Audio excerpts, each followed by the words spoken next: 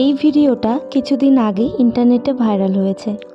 সেখানে দেখা যাচ্ছে একজন তার গোপাল সোনাকে, অনেকগুলো গোপাল রয়েছে তার বাড়িতে, আর তা কিনা বিরিয়ানি খাওয়াচ্ছে। তো সেখানে অনেক রকম কমেন্ট এসেছে যে ভগবানকে চিকেন বিরিয়ানি খাওয়ানো হচ্ছে, বিরিয়ানি বা কেন খাওয়ানো হচ্ছে, এরকম নানান খারাপ ভালো অনেক রকম কথা এসেছে। তো তাদের উদ্দেশ্যে আজকের রেসিপি, আজকে যে রেসিপিটা তোমাদের শেয়ার করব, হ্যাঁ বিরিয়ানি আমি আজকে তোমাদের সাথে শেয়ার করব, যেটা কিনা ভগবানকে ভোগ দেওয়া যাবে।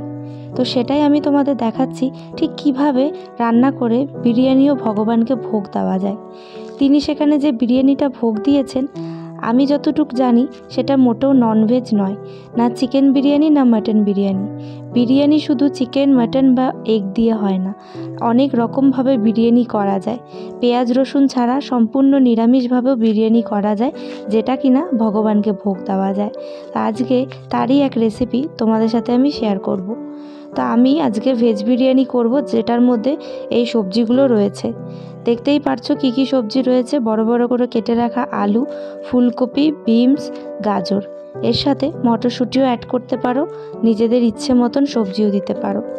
তো আমার এই সবজিগুলো আজকে আমি এয়ার ফ্রায়ারে ভেজে নিয়েছি, তোমরা কড়াইতে তেলের মধ্যে ভেজে নিতে পারো। তারপর আমি তেলের মধ্যে জিরে, তেজপাতা আর গোটা গরম মশলা ফোড়ন দিয়ে এর মধ্যে আমি টমেটো, লঙ্কা আর আদা বাটা দিয়ে দিচ্ছি। দিয়ে মশলাটা ভালোভাবে কষিয়ে নেব।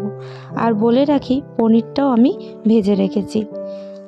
তারপরে আমি এই সবজিগুলো দিয়ে নিলাম, যে সবজিগুলো আমি এয়ার ফ্রায়ারে ভেজে নিয়েছি। সেই সবজিগুলো দিয়ে এখন একটু আমি ভালোভাবে কষিয়ে নেব। আমি এখানে টমেটো বাটা দিয়েছি, তোমরা এখানে টমেটো বাটা না হলে তোমরা টক দইও দিতে পারো, অথবা দুটো জিনিসই দিতে পারো। এটা দিয়ে ভালোভাবে একটু কষিয়ে নেবার পরে এর মধ্যে আমি দিয়ে দেব জিরের গুঁড়ো, ধনে গুঁড়ো, আর দিয়ে দেব বিরিয়ানি মশলা, আর তার সাথে গরম মশলার গুঁড়ো। ব্যাস। আর এবারে আমি দিয়ে দিচ্ছি পনিরগুলো আমি খুব হালকা ভেজেছি, কালার না আসতেই তুলে নিয়েছি। এরকমভাবে ভেজেছি, তোমরা চাইলে ডিপ ফ্রাইও করতে পারো।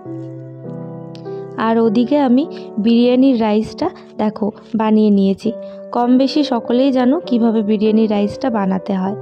তারপরে আমি দেখো লেয়ারে লেয়ারে দিয়ে তারপরে আমি জাফরান মেশানো দুধ আমি এর মধ্যে দিয়ে দিচ্ছি।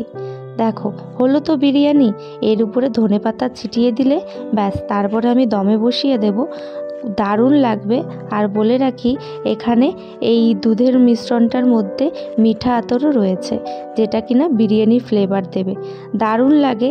আমি সবশেষে এখানে দেখো আমি একটু দিয়ে দিচ্ছি বিরিয়ানি মশলা, গরম মশলা, ঘি, আর তার সাথে দিয়ে দেব ধনেপাতা। ব্যাস, আমার কিন্তু বিরিয়ানি রেডি।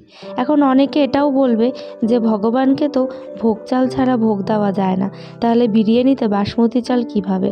না গো, দেওয়া যায়। যারা নিত্যদিন ভোগ দিয়ে সেবা নেয়, ভগবানকে যারা ভোগ দেয়, সেই প্রসাদটাই যারা নেয়, তারা নিত্যদিন যে কোনো চালের এভাবে ভোগ দিতে পারে ভগবানকে। তো এটাই হচ্ছে বিরিয়ানি। তোমরা চাইলে তোমাদের বাড়ি গোপাল সোনাকে এইভাবে ভোগ দিতে পারো, বা যারা পুরোপুরি নিরামিষ ভোজী, যারা পেঁয়াজ রসুন মাছ মাংস কিচ্ছু খাও না, ঠিক তাদের জন্য এই রেসিপিটা একবার খেয়ে দেখো বাড়িতে বানিয়ে। বিশ্বাস করো দারুণ লাগে। কাউকে হয়তো না বলে দিলে বুঝতেই পারবে না এর মধ্যে পেঁয়াজ রসুন নেই। হ্যাঁ, এইভাবেই ভগবানকে বিরিয়ানি বানিয়ে ভোগ দেওয়া যায়। এটা অবাক করা কিছু নয়।